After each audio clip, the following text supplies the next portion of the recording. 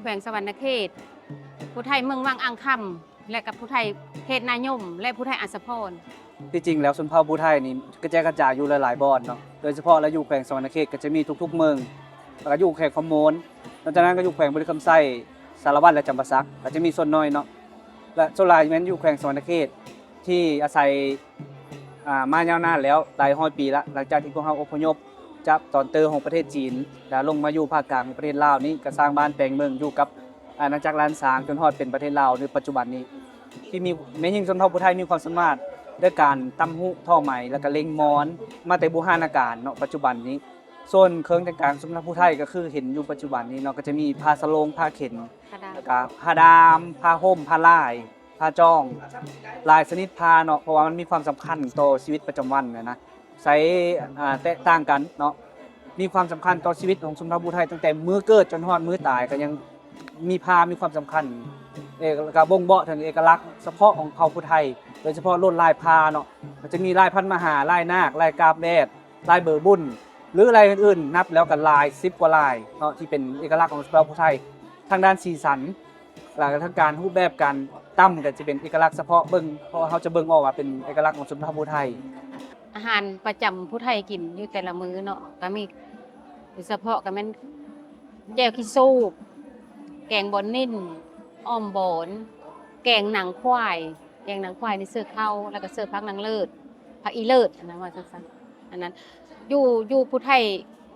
อ่างค่ำหั่นได้งานดองแล้วแม่นแกงหนังควายอันนั้นแหละเป็นหลักแล้วก็ลาบควายธรรมดาแกงหนังควายต้องกินควายฮีด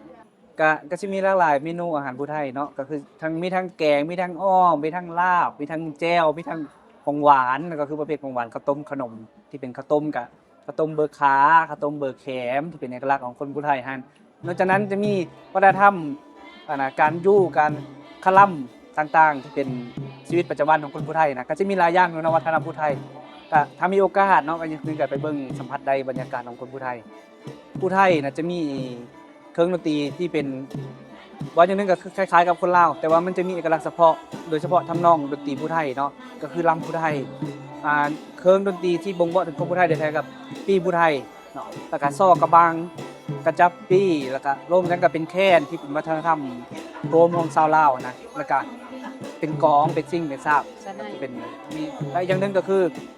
กลองอีตุ้มกลองตีหรือว่าตีกลองตุ้มคือได้แสดงได้ผ่านไปเนาะก็คือเวลามีบุญมีงานนะผู้ไทยจะเอากลองตุ้มมาตีโฮมสามัคคีเดียวเนาะก็คือมีเป้าสะไนเฮาควายฮั่นมีกลองตุ้มกลองหางพังฮาดมีซิ่งมีซาบอะไรเป็นเอกลักษณ์เวลาบุญงานผู้ไทยเราจะมีตัวนั้นโลดเนาะที่เป็นเอกลักษณ์เฉพาะเลยเพิ่นผู้ไทยนั้น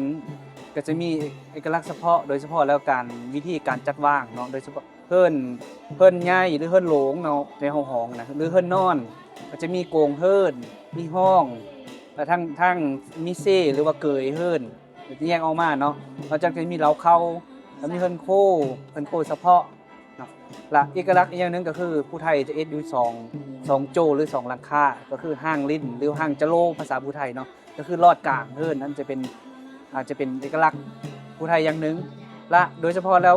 สมัยก่อนอันนี้ยกตัวอย่างเนาะว่าถ้าคนที่มีฐานะนะอยู่ข้างทางเฮิรนจะเอ็ดโหเสาหัวช้างก็คือการซับลิงลาย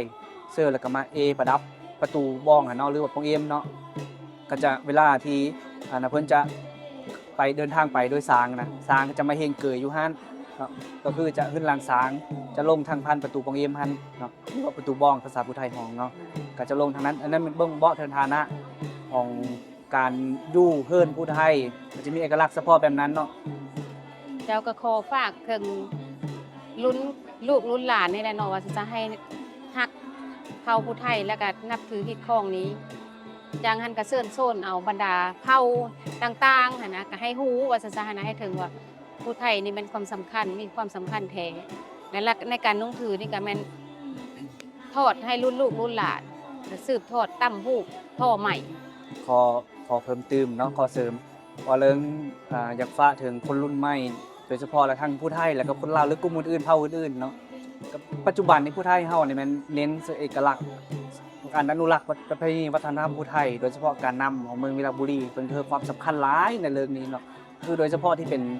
วัยหนุ่มเป็นนักเรียนนักศึกษาปัจจุบันที่เห็นมาการแสดงนี้แม่นพวกเฮาได้ฝึกซ้อมเพื่อกับแล้วก็ถ่ายทอดให้กับนักเรียนนักศึกษาเพื่อเขาความสำคัญโดยเฉพาะการแต่งกายเนาะการแสดงศิลปะวัฒนธรรมอันนี้บ่งบอกถึงเอกลักษณ์ประจำเผ่ามีเฮือลืมเนาะไปอยู่ซิแล้วก็มีเฮือลืมความว่าเป็นผู้ไทย